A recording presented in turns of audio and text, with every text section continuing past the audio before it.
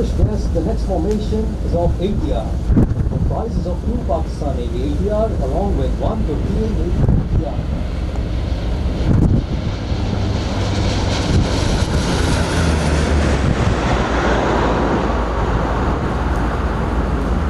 The formation is led by Commanding Officer 29 Squadron, Captain Usman Asmanda.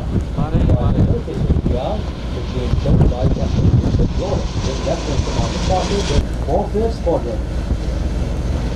The formation is led by Commanding Officer 111 Squadron, Captain Asif Mohammed. Down there at the south of Pakistan,